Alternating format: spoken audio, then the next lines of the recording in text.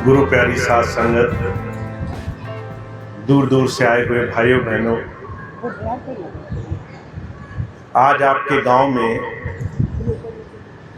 सत्संग का आयोजन, गुरु की क्या महत्ता है, गुरु की क्या जरूरत है, इस बात की बहुत सुंदर चर्चा की जा रही है। अभी आपने बहुत सारे शब्द सुने, बहुत सारी गुरबाणियां सुनी। अगर आपने गौर से सुना होगा तो बहुत से महात्माओं ने अपने अपने समय काल में गुरु की बहुत बड़ाई करी है। अभी आपने राधा स्वामी सिरदयाल सिंह जी महाराज आगरा वाले, उनकी एक शब्द सुना। गुरु की बहुत बड़ाई है, गुरु की बड़ी महानता है। गुरु हमारे जीवन में बहुत जरूरी है।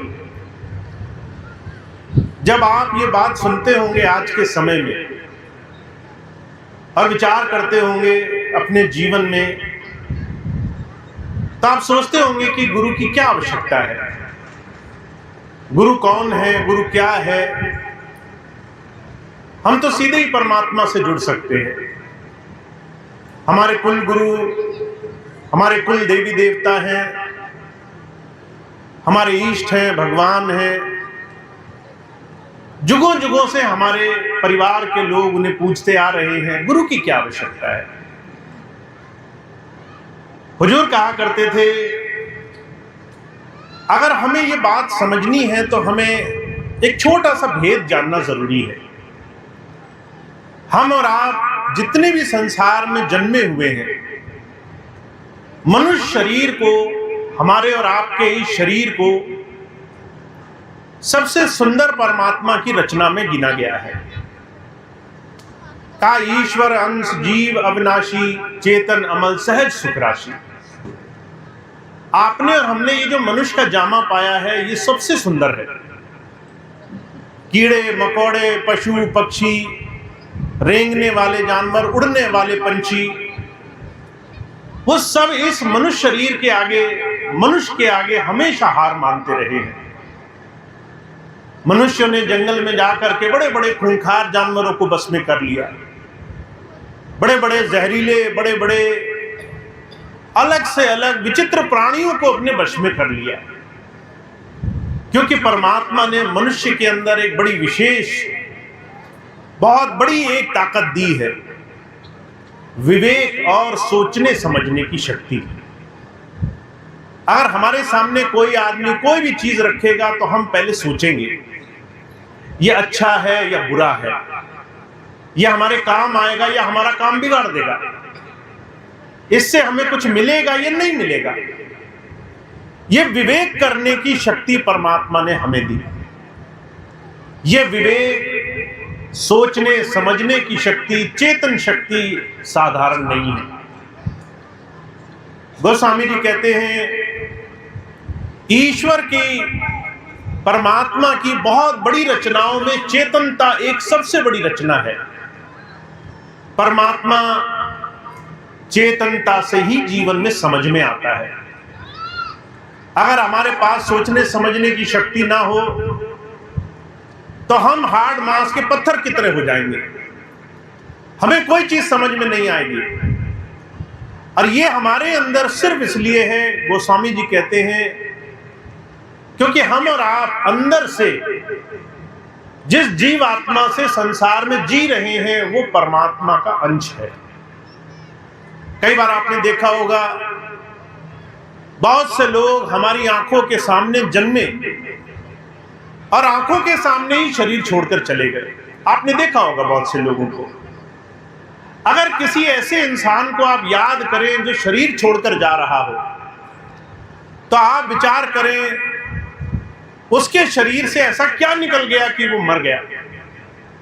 शरीर वही है, शरीर का हर एक अंग वही है, जिससे सारा शरीर पलता है, पोषता है, वो सारा शरीर वही है। फिर भी एक ऐसी ताकत जिसे परमात्मा ने हमारे और आपके शरीर में डाला, चेतनता की शक्ति, आत्मा जिसे हम कहते हैं, ये आत्मा जैसे ही शरीर से निकलती है, ये शरीर 2 दिन नहीं टिकता।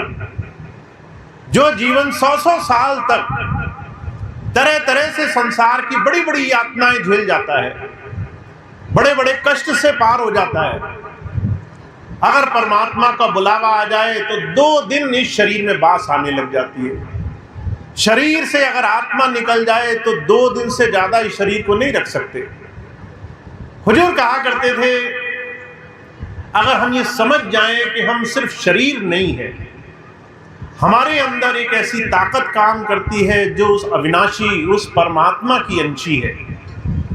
उस परमात्मा ने हमें संसार में इस मनुष्य शरीर को दिया है और बहुत बड़े काम करने के लिए दिया है। वो बड़ा काम क्या है कि हम अपने जीवन में उस परमात्मा के सच्चे भेद को जान सकें। पर हम जब संसार में आए, हमने जब संसार में कदम रखा, जब हम जन्मे तो संसार की चीजें हमारे लिए बड़ी जरूरी हो गई। जब कोई बच्चा जन्मता है तो संसार के काम काज, संसार की वस्तुएं, संसार के बड़े बड़े दुनिया के साधन कमाने में उसका सारा जीवन खर्च हो जाता है। कबीर साहब एक संत हुए हैं आज से लगभग 600 वर्ष पहले काशी में। वो कहा करते थे कि कबीरा, जब हम पैदा हुए जग हंसा हम रोए, ऐसी करनी कर चलो हम हंसे जग रोए। जब हम संसार में जन्मे तो हमारे जन्मने के बाद दुनिया का हर एक इंसान खुश था, परिवार के सभी लोग खुश थे, पर हम जो जन्मे वो संसार में रोते रोते जन्मते हुए आए। अगर संसार में आना इतना खुशी का विषय होता तो जो जन्मा वो खुद खुश क्यों नहीं हुआ। हुजूर कहा करते थे, शरीर का भेद ये है कि आपको संसार बड़ा सुंदर मालूम पड़ता है, पर हमारी आत्मा, हमारे अंदर क्या हो रहा है ये हम जानते नहीं है। हमारे अंदर किस बात की जरूरत है इस बात को हम समझ नहीं पाए। हमारे जीवन का मोल ये है कि आप अपने अंदर क्या हो रहा है ये जानो, अपने अंदर क्या हो रहा है इस चीज को जीवन में जीते जी परखने वाले बनो, अपने अंतर की गति को समझो। और इसको समझने का सिर्फ एक तरीका है, आप दुनिया के 1000 काम छोड़ करके अपने अंदर गति को जानने की स्थिति में आने वाले बनो, ध्यान को समझने वाले बनो, अपने अंदर आत्मा की धारा से जुड़ने का कोई जीवन में काम करने वाले बनो। अब मैं बहुत से ऐसे लोगों को देखता हूं जो इस संसार में बहुत सारे काम करते हैं, पर थोड़ी देर एकांत में मौन से नहीं बैठ सकते। अगर किसी को कह दिया जाए कि 10 मिनट सिर्फ शांति से बैठ जाओ तो हर एक इंसान को डर लगने लग जाता है। हर एक इंसान सोचता है अगर हम खाली बैठ गए तो क्या करेंगे, क्या होगा हमारा। कभी हमारे मन में भविष्य को लेकर चिंताओं का डर हो जाता है, कभी हमें इस बात का डर हो जाता है कि हम खाली बैठे रह गए तो हमारा दिमाग खराब हो जाएगा, हम तरह तरह की चीजों में फंस जाएंगे, तरह तरह की संसार की चीजें हमें सताने लग जाती हैं। हुजूर कहा करते थे, संसार में एकांत में बैठ करके अपने अंदर जाने का ये एकमात्र काम ऐसा है जिसे संसार में हर एक इंसान भाग रहा है, जिससे डर रहा है। वो अपने साथ एकांत में नहीं बैठ सकता। हम बाहर के सारे काम कर सकते हैं, पर हमारे अंदर क्या हो रहा है हम इस बात को नहीं जानते। हम अपने अंदर की गति को नहीं जान पाते। पर जब जब संत महात्मा आए, उन्होंने कहा आपको अपने अंदर अपने आप को जानने की कला के लिए ध्यान सीखना पड़ेगा। और दुनिया में ये ध्यान, अपने अंदर जाने की कला दुनिया में आपको बहुत से लोग नहीं सिखा पाएंगे। आपको लोग बहुत से बड़े बड़े काम करना सिखा देंगे, तीरथ व्रत जप तप नियम संयम उपवास करना, दुनिया के बाहरी बड़े बड़े पैसे कमाने व्यापार करने के काम बहुत लोग सिखा देंगे। पर आपके अंदर परमात्मा ने क्या छुपा रखा है इस भेद को हर कोई नहीं सिखा पाएगा। हुजूर कहा करते थे, दुनिया के बाहर के सारे काम आसान हैं, पर अपने अंदर अपने ही भीतर उस परमात्मा की खोज करने का विषय दुनिया का सबसे मुश्किल विषय है। क्योंकि ये विषय संसार में साधना से उत्पन्न होता है। जिसने साधना करी है, जिसने अपने अंदर इस साधन को जाना है, उसी का नाम गुरु है। वेद में गुरु शब्द का बड़ा आसान सा अर्थ किया गया है। दो शब्द गु और रू से मिलकर के गुरु शब्द बनता है। गु का मतलब अंधकार, वो अंधकार जो तुम्हारे अंदर और तुम्हारे बाहर एक जैसा मचा हुआ है। अगर कहीं अंधकार हो, कहीं अंधेरा हो, आपके पास दीपक जलाने का साधन ना हो, अगर आप रोशनी न कर सको, तो उस अंधकार में चोट भी लगती है और उस अंधकार से बाहर निकलने का रास्ता भी दिखाई नहीं देता। पर महाराज जी कहा करते थे, अगर एक दीपक जल जाए, छोटी सी चिंगारी जल जाए, थोड़ा सा प्रकाश हो जाए, तो रास्ता साफ दिखने लग जाता है। गुरु उसी शक्ति का नाम है जो अंधकार में प्रकाश की तरह जगमगाता है, जो अंधकार में संसार रूपी बहुत बड़े भ्रम जाल में, इस बहुत बड़े षड्यंत्र में तुम्हारे जीवन में तुम्हें रास्ता दिखाने का काम करता है। और हमारे स्वामी जी बड़ी सुंदर बात कहा करते थे, जिस देश में हम रहते हैं, इस भारत का नाम सिर्फ इसी एक वजह से पड़ा। आप लोग कई बार कहते हैं हम भारत के वासी हैं, पर अगर आप चिंतन करें भारत का अर्थ क्या है, भारत का अर्थ सिर्फ यह है जो ज्योति प्रकाश के साथ जुड़ने वाला बन गया, उसी का नाम भारत है। भा का मतलब प्रकाश, अंतर्ज्ञान, और रत का मतलब है जो उसमें लगा हो, जो अंतर्ज्ञान में लगा हो, साधना में लगा हो, वही भारत है। अगर आप भारत को सही तरीके से समझे, अगर आप भारतीय बने, तो इसका मतलब है आप अंतर्ज्ञान में रमे हुए हैं। अर्जुन कहा करते थे, हमारे हिंदू धर्मों में, चाहे हम कहीं के भी रहने वाले हिंदू हों, हिंदुओं में एक सबसे बड़ी परिपाटी रखी गई कि आपके जीवन को आप 4 हिस्सों में बांट लो। सबसे पहला हिस्सा आप ज्ञान अर्जन करो, दूसरा हिस्सा आप परमात्मा के दिए हुए गृहस्थ को, जिम्मेदारी को निभाओ, पर तीसरा हिस्सा ज्ञान अर्जन के लिए भ्रमण करो, लोगों से मिलो, लोगों के पास बैठो, थोड़ा सा दूसरी जगह जा करके संसार में कैसे लोग अपने जीवन को जी रहे हैं, कैसे लोगों के अंदर जीवन जीने की भावना है, इस बात का थोड़ा सा ज्ञान देखो, लोगों के पास जाया करो, घर से बाहर निकल करके लोगों के बीच में उनको समझने का प्रयास करो। प्रजुर कहा करते थे, जब आप इस वानप्रस्थ को करोगे तो आपको एक चीज समझ में आएगी, जीवन में घर, पैसा, रुपया, ये सारी चीजें बहुत छोटी बड़ी क्षणिक हैं, और इससे ऊपर का ज्ञान आपके अंदर उस प्रकाश से उत्पन्न होता है जिसमें आपको जीवन जोड़ना पड़ता है। हमारे स्वामी जी एक बड़ी सुंदर किस्सा सुनाया करते थे। एक बार एक कुएं में एक मेंढक, वो जो है बड़े गर्व से चक्कर लगाया करता था। एक बार एक हंस आया, हंस जो है कुएं के सिराने पर आकर बैठ गया। जब नीचे झांका तो मेंढक बार बार डुबकी लगा रहा था पानी में। मेंढक ने देखा इतना सुंदर पंछी, उसने पूछा, भाई तुम बाहर की दुनिया में रहते हो, बाहर की दुनिया कैसी है, क्या ये कुएं जैसी है? तो मेंढक को ये सवाल करता हुआ देख करके हंस बोला, तुम्हारी ये जो कुएं की दुनिया है, इससे बाहर की दुनिया बहुत अच्छी है। अब आप कल्पना करके देखिए, अगर आपके घर में, गांव में कुआं हो, कुआं बड़ा छोटा सा हो और उस कुएं के बाहर कितनी दुनिया बसी हुई है। हंस ये समझाने की कोशिश कर रहा है मेंढक को कि तुम्हारा ये जो पानी है, जरा सा इससे तो ये बाहर की दुनिया कितनी बड़ी है, हम तो बता भी नहीं सकते। तो कुएं का जो मेंढक है वो इस बात को माना नहीं, कहने लगा ये कैसे हो सकता है, मैं तो सारा जीवन इस कुएं में रहा। उसने एक छोटा सा चक्कर लगाया पानी का और हंस से कहने लगा, बाहर की दुनिया इतनी बड़ी है क्या? छोटा सा चक्कर लगा करके पूछा, क्या इतनी बड़ी दुनिया है? तो हंस बहुत हंसा।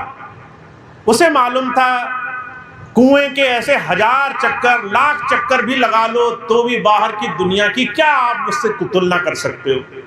बहुत हंसकर कहने लगा, तुम ये जो छोटा सा चक्कर लगाकर कहते हो दुनिया इतनी बड़ी है क्या, ये छोटा चक्कर तुलना नहीं कर सकता। बाहर दुनिया बहुत बड़ी है, हजारों लाखों गुना बड़ी है। मेंढक को यकीन नहीं हुआ, मेंढक ने थोड़ा और बड़ा चक्कर लगाया। जब यह दूसरी बार पूछा तो हंस कहने लगा यह भी छोटा है। अब तीसरी बार पूरा कुआं एक एक कोना मेंढक ने चारों तरफ जा जा करके नाप दिया। कहने लगा अब तो मैं पूरे पानी का चक्कर लगा चुका, इससे बड़ी दुनिया नहीं हो सकती तुम्हारी। कल्पना कीजिए हम जिस जीवन में जी रहे हैं, जो हमारा बाहरी संसार, जिस संसार में 70-80 बरस का हमें जीवन मिला, जो गृहस्थ, जो खाना पीना, जो नौकरी, जो व्यापार हमने कमाया, जिन रिश्ते नातेदारों में हम रह करके जीवन जी गए, हमें लगता है यही सब कुछ है, इसके बाहर कोई दुनिया नहीं है, इसके बाहर कुछ नहीं है, इससे बाहर कोई जीवन नहीं है। पर हंस की तरह संत सदगुरु वो हमें हंस करके कहते हैं ये तुम्हारा जो कुएं का पानी है ये बड़ा छोटा है, इससे बाहर की दुनिया, इससे बाहर का जगत, उस ईश्वर की जो अंतर की कमाई का साधन है वो इससे अनगिनत गुना बड़ा है। उसको जानने के लिए तुम्हें इस कुएं से बाहर निकलना पड़ेगा, उसको जानने के लिए तुम्हें इस कुएं से बाहर निकल करके इस पूरे जगत को, ईश्वर के बनाए हुए अंतर के उस सच्चे स्वरूप को देखने के लिए तुम्हें भारत बनना पड़ेगा, तुम्हें ज्ञान से जुड़ना पड़ेगा, तुम्हें अपने अंदर प्रकाश से जुड़ना पड़ेगा। हुजूर कहा करते थे गुरु की आवश्यकता इसलिए है क्योंकि गुरु तुम्हें अंधकार में नहीं रहने देता। गुरु तुम्हें सिर्फ एक छोटी सी बाहर दुनिया की कमाई के लिए ही संसार में भागने दौड़ने नहीं देता, वो तुम्हें भटकने नहीं देता, वो तुम्हें अंतर ज्ञान से जोड़ने के लिए जीवन में हर एक चीज का महत्व समझाता है। इसलिए संतों महात्माओं ने क्या कहा गुरु तीरथ, गुरु पार जात, गुरु मंशा पूरनहार, सतगुरु दाता दान दे तो उधरे सब संसार। गुरु जी तीरथ की तरह हैं। जैसे आप तीरथ करोगे, कभी हरिद्वार, कभी द्वारिका, कभी बनारस, कभी दूसरे बड़े पवित्र स्थानों पर जाओगे, वहां जाने से आपके जीवन में शुद्धि आएगी, मन पवित्र होगा, 10 अच्छे लोगों से मिलोगे। घर में रहे तो संसार में लेन देन की बातों में उलझे रहोगे, पर अगर घर से बाहर कहीं गए जहां संतों महात्माओं का वास होगा, जहां किसी प्रभु प्राप्त योगियों का वास होगा, जहां प्रभु के प्रेम में, जहां परमात्मा की याद में बैठा हुआ 2, 4, 10, 20 लोग मिलेंगे, तो वहां बैठ करके तुम्हारे अंदर में प्रेम जागेगा, उस प्रभु की याद तुम्हारे अंदर पनपने लगेगी। कहते गुरु ऐसे तीरथ की तरह होता है, जब गुरु के पास जाओ तो तुम्हारे अंदर प्रेम पैदा कर देगा। जब तुम गुरु के अंदर, गुरु के सानिध्य में बैठोगे तो तुम्हारे अंदर परमात्मा से जुड़ने की होड़ पैदा कर देगा, तुम्हारे अंदर ये लगन पैदा कर देगा कि तुम भी परमात्मा की खोज करो, तुम भी उस ईश्वर के पास जाने वाले बनो। फिर कहते हैं गुरु पार जात। पार जात कहते हैं जो अजन्मा हो, जिसका जन्म नहीं हो, जो जन्म और मरण से छूटा हुआ हो। हर एक इंसान जो संसार में जन्मा है उसका मृत्यु तय है, पर गुरु जी कह रहे हैं गुरु तुम्हें ऐसा बनाना चाहता है जिससे तुम जन्म और मरण दोनों से और आगे जाने वाले बन सको, तुम्हारे जन्म मरण का भय तुम्हारे अंदर से निकल जाए। ये कब होगा? कहते सतगुरु दाता दान दे। जब ऐसा गुरु तुम पर दया की दान वर्षा करता है, जब वो देखता है कि हाँ तुम तैयार हो, तुम सही मायनों में अपने जीवन में खोजी बन गए हो, जब गुरु जी के पास आ रहे हो, प्रश्न कर रहे हो, जब गुरु जी के पास पहुंच करके तुमने खूब इच्छा जताई है, तब जा करके वो तुम्हें ऐसा दान देता है। महाभारत काल का जिक्र आता है, सुखदेव ब्रह्म ऋषि हुए। जब सुखदेव ने बचपन से साधना करी, उन्हें खूब अंतर का ज्ञान मिल गया, कई कलाओं के मालिक हो गए, बहुत सारे गुण थे उनके पास। तो पिता समझ गए वेद व्यास जी कि जो है ये जिस संसार के चमत्कार में फंस गया उससे इसका उद्धार नहीं होगा, गुरु तो नहीं मिला इसे, अब इसको गुरु कैसे मिले? तो सुखदेव जी ने धीरे से, सुखदेव जी को धीरे से उनके पिताजी ने कहा कि तुम्हें गुरु बनाना जरूरी है। अब जिसको थोड़ा सा भी अहंकार हो जाता है कि मेरे पास कुछ भी है, अगर आपके पास पैसा हो तो आप कहेंगे पैसे से बड़ा कुछ नहीं, पैसा ही भगवान है। अगर आपके पास पदवी हो, आप मंत्री संतरी बन जाएं, बड़े पद पर पहुंच जाएं, 10 लोग आपके आगे सर झुकाएं तो आप कहेंगे पद ही भगवान है। अगर आपको प्रतिष्ठा मिल जाए, बड़ा सम्मान, लोग आपके सामने सर झुकाएं तो आप कहेंगे प्रतिष्ठा ही भगवान है। मुझसे बड़ा कौन है संसार में। प्रजुर कहा करते थे धन मान प्रतिष्ठा पदवी, ये तमाम चीजें होने के बावजूद भी सुखदेव के जीवन में गुरु नहीं था, ये बात उनके गुरु पिताजी जानते थे। तो उन्होंने अपने लड़के को कहा तुम्हें गुरु बनाना पड़ेगा, और गुरु बनाने के लिए कौन सा गुरु हो ये भी जरूरी है। अगर किसी ऋषि को ऋषि ही गुरु बना दिया जाए तो बड़ा ज्ञान में अहंकार रहता है। तो पिताजी कहने लगे तुम राजा जनक के पास जाओ। अब सुखदेव का मन खट्टा हो गया, कहने लगे मैं ऋषि, मैं त्याग का, मैं संसार में साधना का प्रतीक हूं, मैं हर एक चीज से छूटा हुआ हूं, जीवन में गलत कामों में नहीं फंसता हूं। और पिताजी कह रहे हैं जनक को गुरु बनाओ। राजा जनक वो तो जो है राजा है। अब राजा कैसे होते हैं आप सोच ही सकते हैं, पैसे, लालच, धन, रुपए, पैसे, विलासिता में चूर, सुबह से लेकर शाम तक नशे में रहना। ऐसी सोच के साथ सुखदेव ने सोचा मुझे राजा को गुरु बनाना पड़ेगा। मन में अभाव आने लगा, मन में बड़े बुरे बुरे विचार आने लगे, ये गुरु कैसे होंगे, ये गुरु वैसे होंगे, तरह तरह के बुरे विचार आए। इन विचारों से उनकी सारी अच्छाई जाती रही, जितने गुण थे, जितने भी अच्छे काम किए थे सब खत्म होने लगे। तो पिताजी को बड़ा भय लगा, ये तो अभाव में सारा जीवन की कमाई व्यर्थ कर देगा, इसको तो कुछ मिलेगा नहीं। तो पिताजी ने प्रार्थना करी, हे प्रभु सुखदेव योग्य तो है पर जो है गुरु पे अभाव ला रहा है, इसका जीवन व्यर्थ हो जाएगा, इसको कोई रास्ता दिखाओ। जब ये बात कही तो जो है उनको रास्ता दिखाया, और उन्हें रास्ता दिखा करके राजा जनक के दरबार में लेकर गए। जब राजा जनक के दरबार में ले गए तो गुरुजी ने परीक्षा ली। सुखदेव जैसे ही राजा के दरबार में पहुंचे तो उन्होंने देखा पीछे से दरबान आया भागते हुए, और कहने लगा महाराज बड़ी बुरी खबर है, किसी तरीके से राजमहल में आग लग गई है, आग पकड़ गई, बड़ी तेजी से महल की तरफ आ रही है, कोई नहीं बच रहा है, इतनी तेज आग है, पंछी, जीव जंतु पौधे जितने भी हैं सब जल रहे हैं, आप जल्दी से छोड़कर भागिए। भाग दौड़ मच गई, चारों तरफ लोग भाग रहे थे। सुखदेव डर के मारे कि जहां मैं गुरु बनाने आया वहां इतना बड़ा बुरा काम हो गया, मन में अभाव भरा हुआ था। जैसे धीरे धीरे राजा जनक के पास पहुंचे तो देखा राजा अपने सिंहासन पे आराम से बैठे हैं, इधर आराम से विलासिता में है, दूसरा पैर आग में जल रहा है। सुखदेव सोच में पड़ गए, कहने लगे ये कोई साधारण मनुष्य नहीं है, एक आदमी जिसे हम राजा मान रहे हैं, जो एक तरफ विलासिता में दुनिया के सुख सुविधाओं में डूबा हुआ मालूम पड़ रहा है, दूसरी तरफ उसका पैर आग में जल रहा है। उन्होंने हाथ जोड़े, क्षमा मांगी, कहा हे गुरु मुझसे बड़ी भूल हुई, मैंने आपको साधारण मान लिया, आप मुझे समझाएं, मुझे ज्ञान दें। राजा जनक अपने शरीर में राजा पद होने के बाद भी अंदर से प्रभु ज्ञान से जुड़े हुए थे। मैं सिर्फ आपको समझाना चाहता हूं कि गुरु ज्ञान आपको जहां हो वहीं मिल सकता है। अगर आप गृहस्थ में हो गृहस्थ में मिल सकता है, अगर आप बुढ़ापे में हो बुढ़ापे में मिल सकता है, अगर आप बचपने में हो बचपने में मिल सकता है, अगर आप जिम्मेदारियों में, कर्तव्यों में, नौकरी चाकरी में हो वहां मिल सकता है। गुरु ज्ञान पाने के लिए दुनिया की बाहरी चीजों का कोई प्रतिबंध नहीं होता। गुरु बाहरी तमाम चीजों से आपको छुड़ाना नहीं चाहता। वो ये नहीं कहता कि आप ये कपड़े नहीं पहन सकते, वो कपड़े नहीं पहन सकते। वो ये नहीं कहता कि आप ये नहीं खा सकते, वो नहीं खा सकते। वो ये नहीं कहता कि आप अपने जीवन में कैसे जियो। गुरु आपको अंदर से निर्मल करने के लिए आता है, आपके अंदर से आपको जीवन में पवित्र करने के लिए आता है। इस बात को कबीर साहब ने कहा है, कहा कबीरा मन निर्मल भया जैसे गंगा नीर, पीछे पीछे हरि फिरे कहत कबीर कबीर। अगर आपका मन निर्मल हो गया तो समझ लीजिए जीवन में सबसे बड़ी आपको दौलत मिल गई।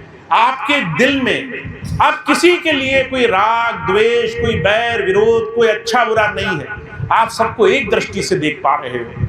अब ये बात आपको सिर्फ गुरु करा सकता है।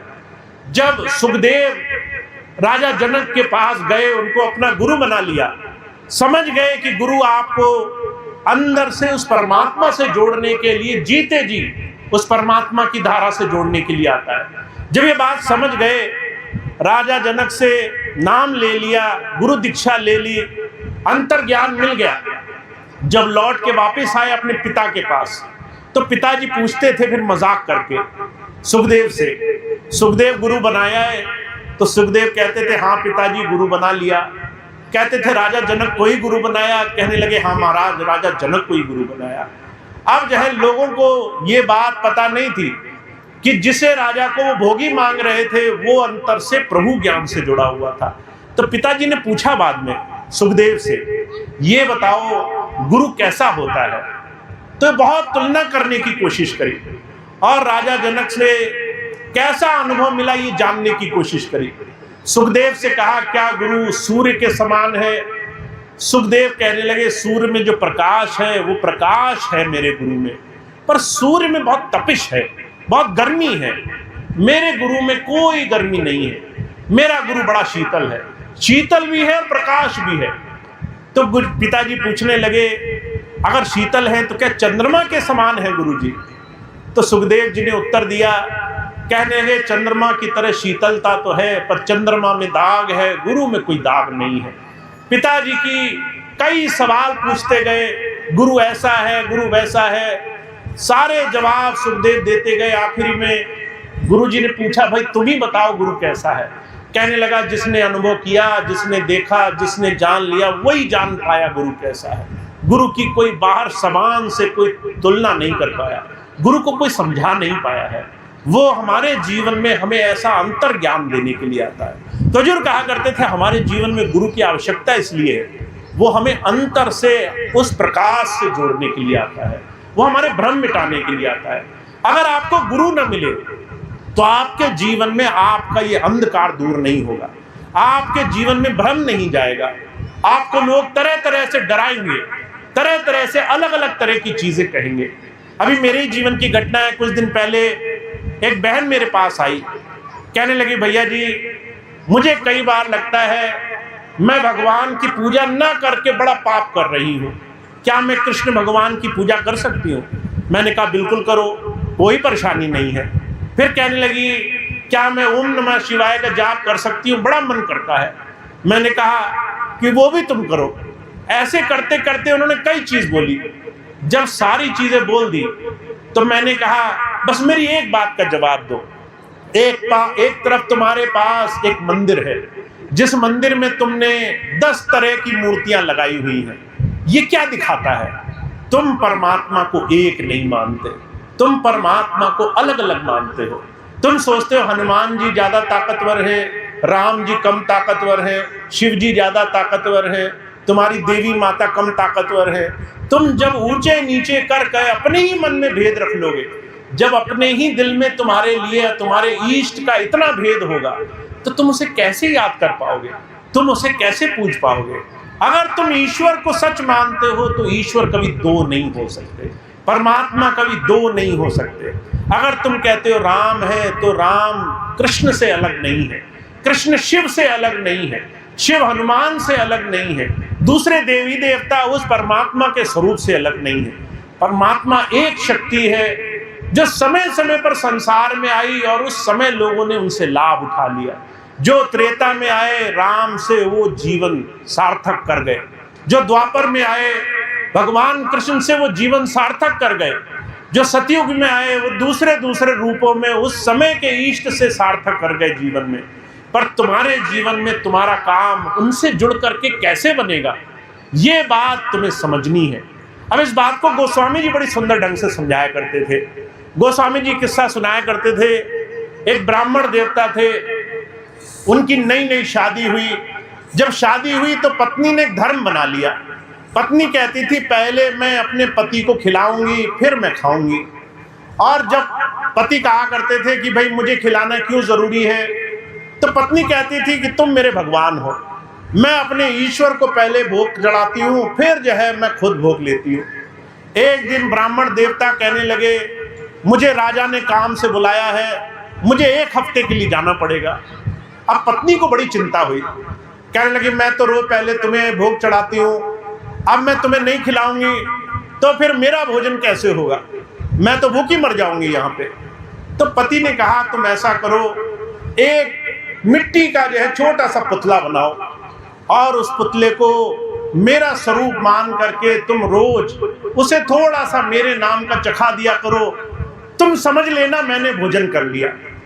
अब पत्नी को ये बात सही लगी, पति चला गया, ब्राह्मण देवता 1 हफ्ते के लिए गए तो पत्नी रोज ऐसे नियम का पालन करती थी। 1 हफ्ता गुजर गया। 1 हफ्ते के बाद जब पति वापस आया, दरवाजा खटखटाने लगा तो वो ठीक वो समय था जब पत्नी उस छोटे से पुतले को अपना पति मानकर भोग चलाने जा रही थी। अब बाहर से आवाज आई, मैं तुम्हारा पति हूं, मैं वापस आ गया, दरवाजा खोलो। पत्नी संकट में पड़ गई। इधर जो है मैं अपने पति को, जिसको मैं 1 हफ्ते से रोज भोग चढ़ा रही हूं, उसको भोग चढ़ाऊं तो जो है बाहर खड़े हुए पति का अपमान हो जाएगा, और अगर मैं इसका भोग न चढ़ाऊं, बाहर दरवाजा खोलूं तो इनका अपमान हो जाएगा। अब मैं क्या करूं? बहुत चिंता में पड़ गई। जब वो चिंता में पड़ी तो उसने अपने पति से ही पूछा कि मुझे बताओ कि मैं क्या करूं, मैं किसी का अनादर नहीं करना चाहती। तो जो है पति कहने लगे, तुलसी प्रतिमा पूजिवो है गुड़ियन का खेल, जब सांझ पति मिल जात है रखी पिटारी खेल। कहते हैं जब छोटे बच्चे खेल खेलते हैं गुड्डे गुड़ियों का, तो वो गुड्डे गुड़ियों को सच मान लेते हैं। वो कहते हैं ये गुड्डे गुड़िया हमारे बच्चे हैं, इनकी शादी कराओ, इनका गौना कराओ, इनको खिलाओ पिलाओ, इनके पूरे सारे सादर सम्मान करो। ये देखा होगा आपने, आपके घर में जब छोटे छोटे बच्चे होंगे तो वो खिलौनों से ऐसे खेलते हैं जैसे ये असली बच्चे हैं, उनकी शादी कराएंगे, पूरा रिवाज करेंगे। पर महाराज कहने लगे, पंडित जी ये बताओ जब वो बच्चे बड़े हो गए, जब सियाने हो गए, तो भी क्या गुड्डे गुड़ियों से खेलते हैं या कहते हैं कि हमें हमारी शादी करा दो? जब ये बात पत्नी से पूछी तो पत्नी कहने लगी, आप कैसी बात करते हो, जब बच्चे बड़े हुए तो उन्हें असली सच के भगवान चाहिए। तो पंडित जी कहने लगे, सच के भगवान बाहर खड़े हैं, बाहर आ जाओ। अंदर का काम पूरा हो गया, उनका 7 दिन का काम था वो खत्म हो गया, अब तुम असली वाले से मिलो आकर के। तो हुजूर कहा करते थे, हमारे जीवन में जितने भी स्वरूप हैं उनका पूरा आदर करो, पूरा सम्मान करो, पर याद रखो अगर तुम ब्रह्म में अगर किसी का अनादर कर बैठे, तुमने कहा कि राम ऊंचे कृष्ण छोटे शिव ऊंचे, तो तुम्हारे जीवन में तुम भगवान को अनेक बना डालोगे, एक से अनेक में भटक जाओगे, नाम अलग अलग जपने लगे तो एक नाम में नहीं रह जाओगे। जब गुरु आते हैं तो हमें समझाना चाहते हैं, वो हमें जीवन में हमारे असली ईश्वर से जोड़ देना चाहते हैं। कहते तुम्हारे ही अंदर राम विराजा हुआ है, तुम्हारे अंदर कृष्ण विराजा हुआ है, तुम्हारे अंदर शिव है, तुम्हारे अंदर सारे साधन हैं। उस सच्चे ईश्वर से जुड़ने के लिए तुम्हें नाम की आवश्यकता है, गुरु मंत्र की आवश्यकता है। वो गुरु मंत्र तुम्हारे अंदर बैठे राम कृष्ण, तुम्हारे अंदर विठल, तुम्हारे अंदर बैठे हुए उस प्रभु के साथ तुम्हें जोड़ देगा। तो आप और हम जब किसी संत के पास जाते हैं, गुरु हमारे जीवन में हमारे अंतर बैठे उस प्रभु से हमें जोड़ना सिखाता है। हमारे स्वामी जी महाराज एक और अच्छी घटना सुनाया करते थे, ये घटना सुनाकर मैं अपनी बात समाप्त करूंगा। नामदेव जी महाराज थे, नामदेव जी महाराज बचपन से ब्रह्म ज्ञानी थे। उनको अंतर से विठल जी महाराज श्री कृष्ण जी के दर्शन हुआ करते थे, पूरा समय विठल विठल करते रहते थे। कहते थे मुझे जब ईश्वर मिल गया, मुझे किसी और की क्या आवश्यकता है। अब जब किसी को कुछ मिल जाता है तो थोड़ा अहंकार जग जाता है। अगर मन में ये भाव हो जाए कि मैं कुछ हूं, तो कई बार हम दूसरे लोगों का अनादर कर बैठते, दूसरे लोगों का अपमान कर बैठते, कहते तुम क्या हो हमारे सामने।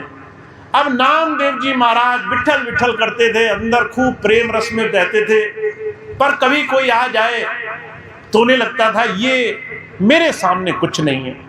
एक दिन संतों ने सभा बुलाई कि ये नामदेव इतना अच्छा भक्त है, पर बेचारा असली चीज नहीं समझ पा रहा है, इसको गुरु बनाने की जरूरत है। अब ये बात सभी संतों ने सोची कि इसको सुझाया कैसे जाए। तो सभा बुलाई गई, सारे संत बैठे, एक माता आई, उसने कहा मैं इसको चेताऊंगी। उसमें नामदेव जी बैठे सभा में आकर के। जब नामदेव जी बैठे तो माता आई एक थपकी लेकर के, घर में थपकी होती है जिससे हम कपड़े कूटते हैं, कपड़े साफ करते हैं, वो आई और आ करके सभी महात्माओं के सर पर ऐसे बजा बजा करके देखने लगी। जिसके सर पर लगाती थी वो मुस्कुरा देता था। विट्ठल जी महाराज के भक्त नामदेव जी, उनको बड़ा गुस्सा आने लगा। कहने लगे ये माता बड़ा बुरा काम कर रही है, संतों महात्माओं के सर पर थपकी लगाती है, उनका अपमान हो रहा है। उसको गुस्सा बढ़ता गया।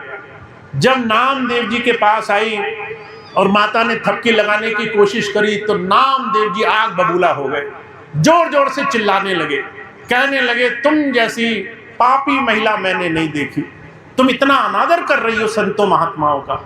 पर सारे संत महात्मा मुस्कुरा रहे थे। जब ये देखा तो नामदेव जी को बड़ा आश्चर्य हुआ। कहने लगे क्या मुझे ही गुस्सा आया, ये सारे मुस्कुरा क्यों रहे हैं? जब सबसे पूछा नामदेव जी ने तो सब कहने लगे तुम्हारी परीक्षा हो रही थी, ये माता देख रही थी घड़ा पका है कि कच्चा है, ये सारे तो पके निकले पर तुम कच्चे रह गए। अब नामदेव जी को बड़ा झटका लगा, हमें भक्ति में सारा जीवन लगाए हो गया, कृष्ण मुझे दर्शन देते हैं और ये सारे महात्मा कह रहे हैं मैं कच्चा रह गया। उन्होंने बड़ा विनम्र प्रार्थना करी कि मेरे में ऐसी क्या गलती रह गई? कहने लगे तुम भक्त तो हो पर तुम्हारा जीवन अहंकार से भरा है, तुम्हारे अंदर माया का, तुम्हारे अंदर ज्ञान मद का अहंकार भर गया है, गुरु करना पड़ेगा। अब ये बात जब सुनी उन्होंने तो उनका मन नहीं माना।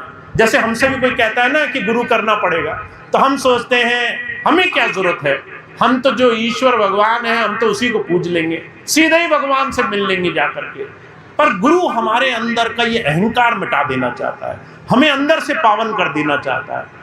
अब जब नामदेव जी महाराज को सबने कहा गुरु करना पड़ेगा तो नामदेव जी नहीं माने। कहने लगे मुझे अगर विट्ठल कहेगा, मेरा कृष्ण कहेगा तो मैं मानूंगा। उस दिन शाम को ध्यान पर बैठे तो ध्यान नहीं बना, अंदर दर्शन नहीं हुए, बड़े व्याकुल हो गए, रोते रहे। कहने लगे मुझसे क्या गलती हुई? तो जो है अंदर से आवाज आई तुम गुरु नहीं करना चाहते इसलिए तुम्हारे जीवन का रास्ता आगे का बंद है, तुम्हारा अहंकार तुम्हारे रास्ते में आ गया। अब जब ये बात कही तो नामदेव जी कहने लगे मैं गुरु किसे बनाऊं, मुझे क्या मालूम है कौन गुरु हो सकता है। तो अंदर से आवाज आई यहां से थोड़ा दूर एक शिव मंदिर है, उसमें एक साधक रहता है, उसको गुरु बनाओ जाकर के। अब नामदेव जी दौड़े दौड़े गए, जैसे ही मंदिर में पहुंचे, जैसे ही दरवाजा खोला तो आश्चर्य से आंखें फटी रह गई। शिवलिंग के ऊपर पैर रख करके एक आदमी बैठा था।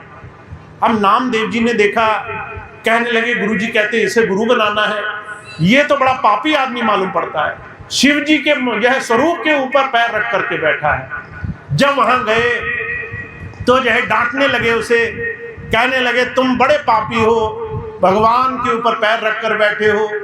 तो वो कहने लगे जहां भगवान ना हो वहां मेरे पैर कर दो। अब नामदेव जी ने बड़ी कोशिश करी, पैर इधर उधर हिलाए डुलाए पर शिवलिंग नीचे से नहीं हटा, जिधर वो पैर करते थे उधर ही शिवलिंग हो जाता था। बड़े दुखी हुए, समझ गए ये कोई बहुत पहुंचा हुआ महात्मा है। नामदेव जी ने हाथ जोड़े, बड़ी प्रार्थना करी, हे महाराज मैं समझ नहीं पाया, मुझे कौतुक क्या है ये समझाओ, ये क्या चमत्कार है ये समझाओ। तो वो महात्मा कहने लगे तुम ईश्वर को मूर्त मानते हो, तुम ईश्वर को पत्थर मानते हो, इसलिए तुम नाराज हुए। अगर तुम्हें ये पता रहे कि ईश्वर वो न पत्थर है न मूर्त है, वो हर जगह है, जब सब जगह बस रहा है तो तुम्हारे अंदर क्रोध नहीं आएगा। अब ये बात नामदेव जी समझना चाहते थे, ईश्वर सब में कैसा है। तो उन्होंने गुरु जी से नाम ले लिया, खूब साधना करी। बहुत साधना करके एक दिन बाजार में बैठे थे, आपने किस्सा बहुत सुना होगा। एक दिन बाजार में बैठे थे, एक कुत्ता आया, उनकी रोटी लेकर के भागने लगा। जब रोटी लेकर भागने लगा तो नामदेव जी पीछे पीछे भाग रहे थे, घी लेकर के कि जो रोटी सूखी है, घी लगवा लो। जब मैं नहीं खा सकता हूँ सूखी रोटी तो हे भगवान तुम कैसे खाओगे। लोगों ने नामदेव जी को पकड़ लिया, कहने लगे तुम कुत्ते को भगवान कहते हो, तुम कुत्ते को भगवान का रूप मानते हो। जब ये बात कही तो नामदेव जी को आश्चर्य हो गया, कहने लगे मुझसे ये कैसे हो गया। अंदर कृष्ण के दर्शन हुए, कहने लगे गुरु ने ये तुम्हें सिखाया है, पहले तुम ईश्वर को सिर्फ मेरे रूप में देखते थे, आज तुम्हें जन जन में, कण कण में, पशु पशु में, तुम्हें हर एक जीव जंतु में परमात्मा दिखाई देता है। तुम्हें कुत्ते में भी भगवान दिखाई देता है, तुम्हें पेड़ पौधों में भी भगवान दिखाई देता है, तुम्हें सब में मैं दिखाई देता हूं। ये गुरु कराता है। गुरु तुम्हारे अंदर वो आंख दे देता है जिससे तुम सबके अंदर ईश्वर को देख सको।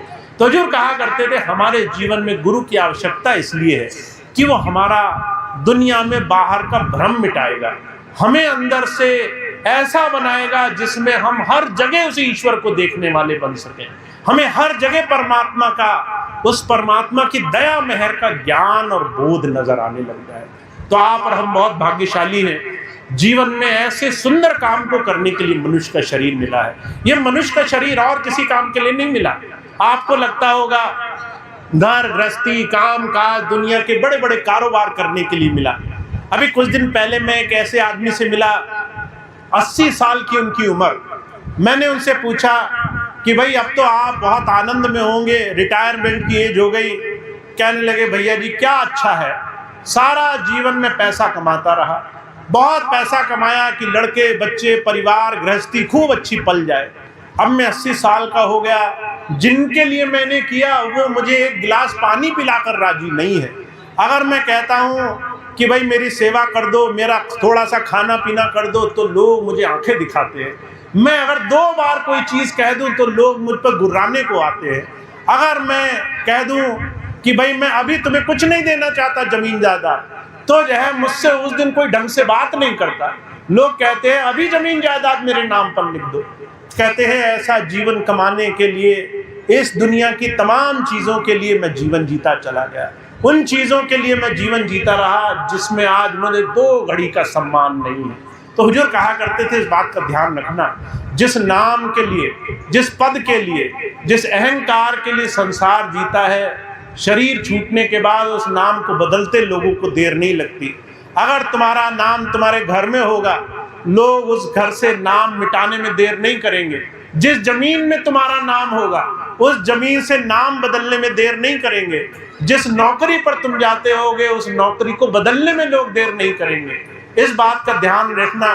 तुम सोचोगे तुम्हारे बाद तुम्हारा नाम चलेगा, तुम्हारा नाम भूलते संसार को देर नहीं लगेगी। सिर्फ ईश्वर ही है जिसकी याद तुम्हारे जीवन में तुम्हारे जीवन को अनमोल बनाएगी। तो वो भाग्यशाली होते हैं जिन्हें बात समझ में आ जाती है। जीवन दुनिया के सारी जिम्मेदारी निभाओ, सारे दायित्व निभाओ, अच्छे से अच्छे करो, पर उस ईश्वर को मत भूलो जिसने तुम्हें तुम्हारे जीवन में हमेशा उस जीवन की सच्ची सुख, सच्ची समृद्धि पाने के लिए जीवन में जोड़ा है। और उसको पाने के लिए तुम्हें अपने जीवन में अपने अंदर बैठे ईश्वर को जानना होगा, तुम्हारे इस घट में बैठे ईश्वर को जानना होगा। तो गुरु ये काम कराना चाहता है, तुम्हारे अंदर बैठे तुम्हारे गुरु से, ईश्वर से तुम्हें जोड़ देना चाहता है। तो आप और हम बहुत भाग्यशाली हैं, हमारे जीवन में काम करने का सुंदर अवसर में हमें मिला है। अगर हमने किया तो हम बहुत भाग्यशाली हैं। सहजो बाई ने कहा है कि हमें अपने जीवन की बड़ी पड़ताल करनी चाहिए।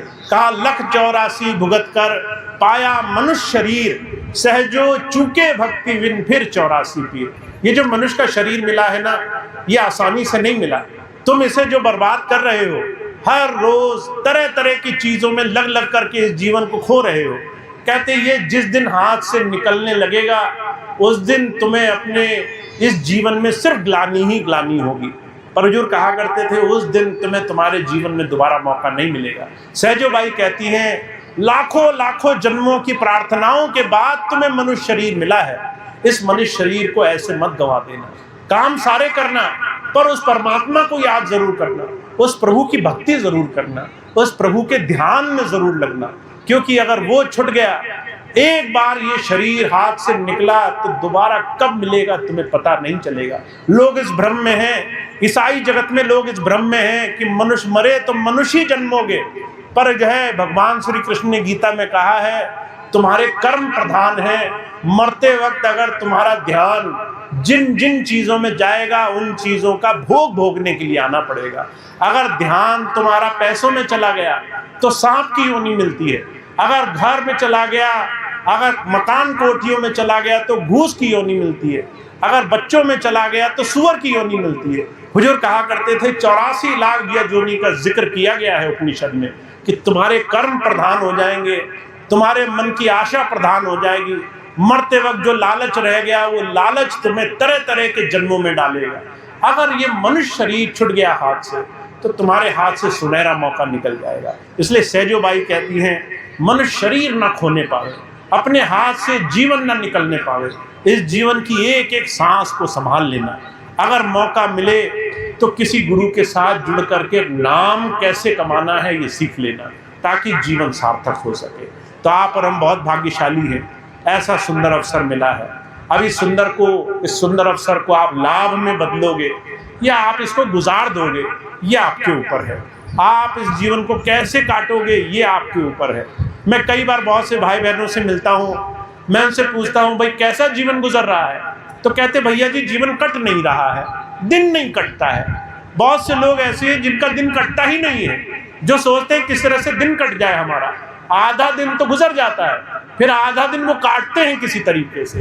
हुजूर कहा करते थे तुम्हारा ऐसा सुंदर अवसर और उस सुंदर अवसर को तुम समझे नहीं तो इस जीवन को ऐसे ही बर्बाद कर बैठोगे। तो आप भाग्यशाली बहुत है, पर इस भाग्यशाली जीवन का एक ही लाभ है कि तुम अपने जीवन में अपने जीवन को भाग्य पर मत छोड़ो, अपने जीवन में कर्म प्रधान बनाओ। बहुत समझ करके दिन जिया करो, हर दिन ये सोच कर जियो कि आज मैं क्या ऐसा अच्छा काम करूंगा कि ये दिन बर्बाद होने की मुझे ग्लानि ना हो। मेरा आज का दिन बर्बाद चला गया इसकी मुझे ग्लानि ना हो। अगर मेरा ये दिन आखिरी दिन हो मेरा, तो मुझे कम से कम गर्व हो मैंने एक अच्छा काम किया, मैंने उस प्रभु को याद किया, मैंने अपने जीवन में शुभ कर्म करते हुए जीवन गुजारा। अगर तुम्हें ग्लानि रह गई कि मैंने माता पिता घर परिवार सगे संबंधियों का बड़ा बुरा किया, मैंने लोगों की बड़ी जेबें काटी, मैंने लोगों का बड़ा बुरा किया, बड़ा अपमान किया, और ये सोचते सोचते प्राण निकले, तो जीवन में इससे बुरा कुछ नहीं हो सकता है। तो स्वामी जी एक ही बात कहते हैं, दिन ऐसा गुजारना, समय ऐसा गुजारना कि अगर आखिरी समय आ जाए तो तुम्हें इस शरीर को छोड़ने का अफसोस ना हो, तुम्हें इस शरीर को छोड़ने की ग्लानि ना हो, तुम हंसते हंसते शरीर का त्याग कर सको। तो इसी बात को कबीर साहब कह रहे हैं, हर दिन ऐसा जियो कि अगर एक ही क्षण में प्रभु लेने आ जाए तो तुम कह सको कि मैंने अपना दिन अच्छा जिया, मैंने अपने जीवन को सार्थक जिया, मैंने अच्छे काम करते हुए उस प्रभु की याद में उसका धन्यवाद करते हुए अपना दिन गुजारा, मुझे इस क्षण का कोई पछतावा नहीं है। तो आप और हम ऐसे भाग्यशाली जीवन में हैं, इसको अगर आपने सही से गुजारा तो ये समय आपका है, और अगर आप इसको काटने में लगे रहे तो ये जीवन ऐसे ही कट जाएगा, आपके हाथ कुछ लगेगा नहीं। तो स्वामी जी इतनी बात समझा रहे हैं कि हमें अपने जीवन को ऐसे गुरुमय होकर गुजारना है, गुरु के साथ गुरु के ज्ञान से जुड़कर गुजारना है, गुरु से जो सीखा उसे जीवन में रोज हम अभ्यास में ला सकें, ऐसा कुछ अभ्यास करते हुए गुजारना है जिससे हमारा हर दिन सफल होता चला जाए। तो इतनी बात कह के मैं अपनी बात समाप्त करूंगा। आप सभी भाई बहनों का बहुत बहुत धन्यवाद है। आज आप सत्संग के इस पावन मौके पर यहाँ उपस्थित हुए, यहाँ आए। सत्संग में आना और सत्संग ले जाना ये भी बहुत भाग्य का विषय है। आप सत्संग में आए, ये आपका भाग्य था, आप यहाँ तक पहुँच गए, पर यहाँ से आप सत्संग घर ले जाओगे ये आपका कर्म होगा। आप यहाँ से कुछ लेकर जाओगे ये आपके जीवन में आपका शुभ कर्म होगा। अगर आप यहाँ से 2 बात सीख कर गए और घर जाकर आपको याद आई कल कि आज हमें सत्संग में ये बताया गया था, मुझे 2 बातें करनी है, तो आप सत्संग घर ले गए, आप सत्संग को जीवन में ले गए, आप सत्संग को गुरु जी को अपने हृदय में बसाकर साथ ले गए। उस दिन से आपके जीवन में चमत्कार होने लग जाएंगे। तो आप सत्संग में आए, बहुत भाग्यशाली हैं। अब आप सत्संग घर ले जा सको ये आपका कर्म होगा। आप इसको अगर कर ले जाओगे तो आपके जीवन में चमत्कार ही चमत्कार है। आपका जीवन में फिर उसके बाद आपको पीछे मुड़कर नहीं देखना पड़ेगा। तो इतनी बात कह के मैं अपनी बात समाप्त करता हूँ। स्वामी जी की थोड़ी सी बात थी जो आज आपकी सेवा में रखी। अब आज का कार्यक्रम समाप्त होगा। हम लोग सत्संग एक प्रार्थना से समाप्त करते हैं, उस प्रभु का शुक्राना अदा करते हुए, उस प्रभु का धन्यवाद करते हुए, उसने ऐसा सुंदर जीवन दिया तो ऐसी प्रार्थना के साथ आज का कार्यक्रम समाप्त करेंगे और उसके बाद सभी भाई बहन लंगर प्रसाद छकेंगे। जिन्हें मिलना है वो मिल सकेंगे। जिन भाई बहनों को नाम दान, गुरु दीक्षा, जिसकी अभी सत्संग में चर्चा की गई, जिसको वो सीखना होगा, वो भाई बहन नाम दान सीख सकेंगे। मैं एक चीज़ हमेशा बहुत से भाई बहनों को कहता हूँ, कई बार आपने नाम लिया, बहुत से भाई बहन ऐसे जिन्होंने बहुत पहले नाम लिया, 10 साल, 20 साल, 30 साल हो गए, और उनमें से बहुत से लोग ऐसे हैं जिन्हें नाम याद तक नहीं, नाम लिया और भूल गए, कभी भजन नहीं किया तो नाम भी याद नहीं रहा, कई बार नाम लिया तो समझ में नहीं आया, कई बार नाम दीक्षा ली और क्योंकि मन में भ्रम था उसे नहीं किया तो समय समय पर तरह तरह की चीज़ें आ गई। इसलिए आपके पास एक सुनहरा अवसर रहता है, जब भी नाम हो, नाम दीक्षा हो, तो पुराने जितने भी सत्संगी भाई बहन हैं, वो भाई बहन अगर नाम दीक्षा में बैठना चाहें तो वो हमेशा बैठ सकते हैं। नाम दीक्षा जिस दिन भी हो, नए भाई बहनों की, पुराने लोग आकर बैठना चाहें, सीखना चाहें, दोबारा से उस चीज़ को ताज़ा करना चाहें, तो उनके पास बड़ा सुंदर अवसर रहता है।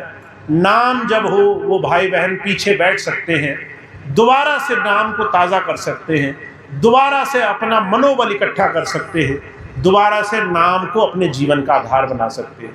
तो नए लोगों के लिए तो नाम दीक्षा है ही, पर पुराने भाई बहन जिन्होंने नाम ले लिया, वो भी अगर नाम में बैठना चाहें तो उनको कोई पूछने की ज़रूरत नहीं है, आराम से वो आ सकते हैं। जहाँ नाम दान दीक्षा होती है वहाँ आराम से पीछे बैठ जाएं और आराम से नाम दान के समय अपने आप को फिर से गुरु जी की याद में जोड़ने का तरीका फिर से अपने जीवन में अपना लें। तो नाम दान होगा, जिन्हें नाम दान लेना होगा वो भाई बहन लंगर प्रसाद बाद में छकेंगे, पहले नाम दान ले लेंगे और उसके बाद वो भाई बहन लंगर प्रसाद छकेंगे।